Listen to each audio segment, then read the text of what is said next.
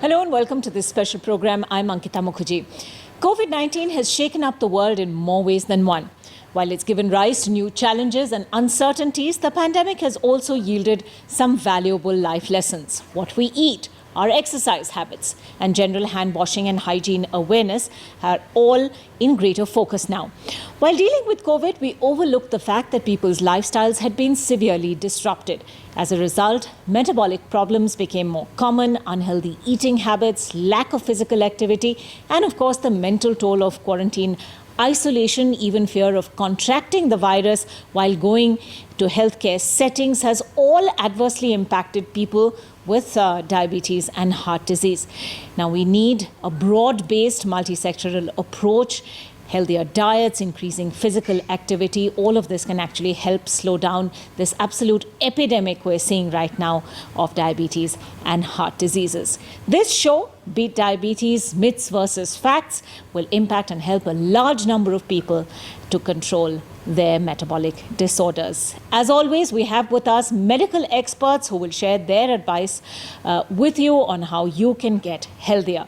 Joining us today, Dr. Amit Kamath, MD Medicine, consultant diabetologist with Earth Medical Center, Karwar.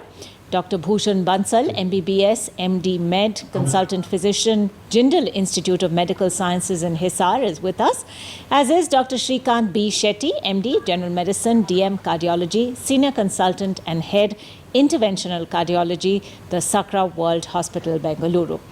Dr. Kamath, let me begin with you. Some people have complained of medical concerns after they recovered from COVID-19. Now, this in fact includes cases of newly diagnosed diabetes. People who didn't have diabetes in the past and then contracted COVID have been newly diagnosed with diabetes afterwards. So, does COVID-19 lead to the development of type 1 diabetes or type 2 diabetes? What has been your finding? What have your patients experienced? Yes, madam. So what we know is COVID has a poor prognosis in patients with diabetes. But what we came to know now is from the studies is the COVID infection, people who have recovered from the COVID infection have developed new onset of diabetes. So the mechanism of diabetes in this thing is, it is quite different from that in the type 1 and in type 2 diabetes. Okay. So in COVID-induced diabetes, here we have a direct virus-induced beta cell damage of the pancreas, which leads to the increase in diabetes incidences due to the decrease in the insulin production. However, it is very difficult to call it as a type 1 diabetes because there is no autoimmune mechanism here. But these patients do need insulin. Right. And there are few patients who have developed COVID infection with diabetes and they do respond well to the OHAs.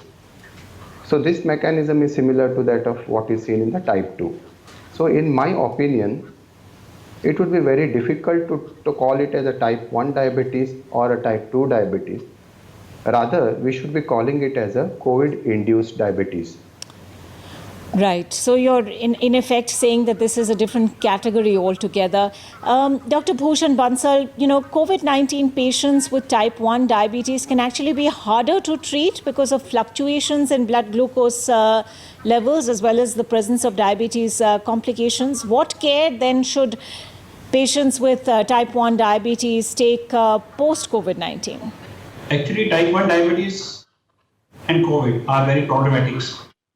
Because once the patient recovered from COVID-19, they have increased insulin demands and their structure of the pancreas has already been damaged by the type 1 diabetes. So they need to take more amount of insulin. Mm-hmm. They need to check it more regularly. And they should be on basal bolus regimen. And if they are taking any steroids or any other medication which are going to increase their insulin requirement, their dosage needs to be recalculated and it should be rescheduled. Okay.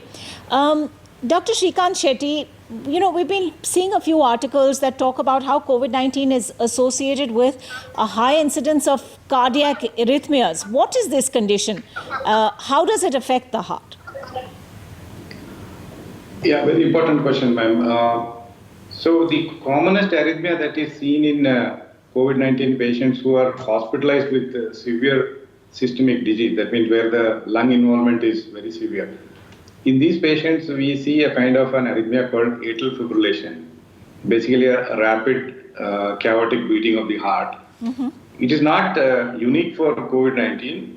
Any serious respiratory infection can trigger off atrial arrhythmia. Fundamentally, what happens is that whenever there is low oxygen, it makes the heart muscle irritable, and then that triggers off the electrical instability which causes this atrial fibrillation. The good thing is that in the vast majority of COVID-19 patients, the hundreds of thousands of patients out there who are at home for mild disease or moderate disease, the heart does not typically get involved. Cardiac involvement is more seen in patients who are hospitalized with severe COVID illness. And even here, the most common mortality still continues to be the lung involvement and not the cardiac involvement. But then because of the sheer number of COVID-19 infected patients, we do see a significant number of heart impacted patients of various degrees. Some may only manifest with some mild ECG changes or marker elevation like troponin elevation or proBNP elevation.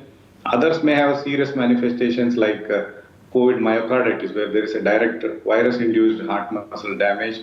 Some others may come with thrombosis of their coronary arteries, clotting in their coronary arteries causing proper heart attacks, which has to be treated like heart attacks like in any other situation. And then heart arrhythmias, most common of which is the atrial arrhythmias.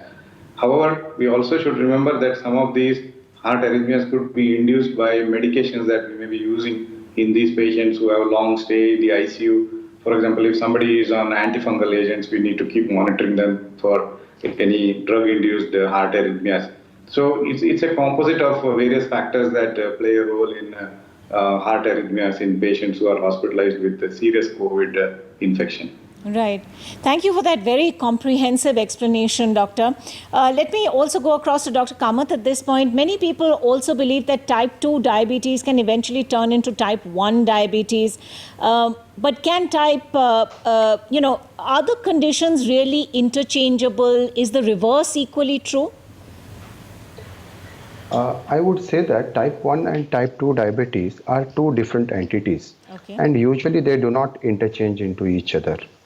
While type 1 diabetes is very common in young people, it is insulin dependent and the mechanism is autoimmune in nature. On the contrary, type 2 diabetes is usually adult onset. It responds to the oral medications. However, as the type 2 diabetes progresses, so the beta cells goes on depleting. So there is a need to add an insulin. So, however, this cannot be termed as a type 1 diabetes. So, it is wrong to say that type 2 diabetes eventually evolves to the type 1 diabetes. Okay. Though we take insulin to treat the type 2 diabetes. Right. Dr. Bhushan Bansal, are the symptoms of type 1 diabetes and type 2 diabetes the same? In some type 2 people, there are very few symptoms at all. Can that happen with type 1 as well? Symptoms of type 1 and type 2 diabetes are totally different. Okay. Type 1 diabetes generally abrupt onset in younger individuals and they present with diabetic ketoacidosis. On the contrary, type 2 diabetes is many times asymptomatic, and the patient has asymptomatic period for around 3 to 5 years, during which they have only blurring of vision, fatigue. They have some change number of spectacles, but afterwards they may have some polyuria, increased thirst, increase in the dietary intake, poor wound healing. So the type 2 diabetes have a very asymptomatic phase in the initial time, but the type 1 diabetes, on the contrary, generally present with diabetic ketoacidosis Okay. Well, we've done a deep dive into type 1 and type 2 diabetes in our first segment of this show. When we come back in just a moment, we'll also talk in greater detail about cardiac care and cardiac care at home. We'll be back in just a moment.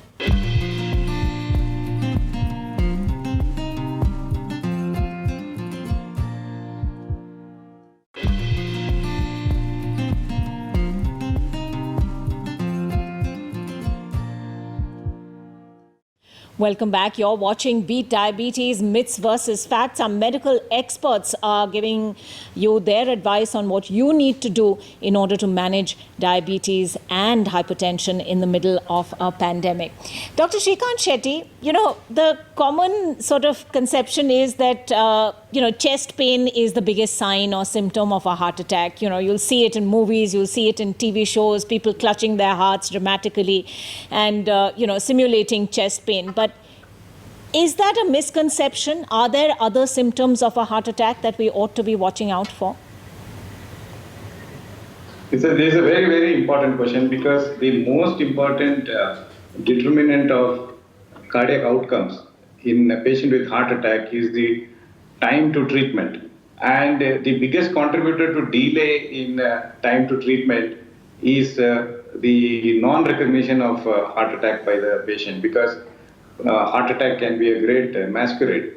So though we expect heart attacks to present with the classical symptoms of crushing central chest pain with sweating, dizziness, breathlessness, etc., this classical manifestation happens in only about 15 to 20% of the patient.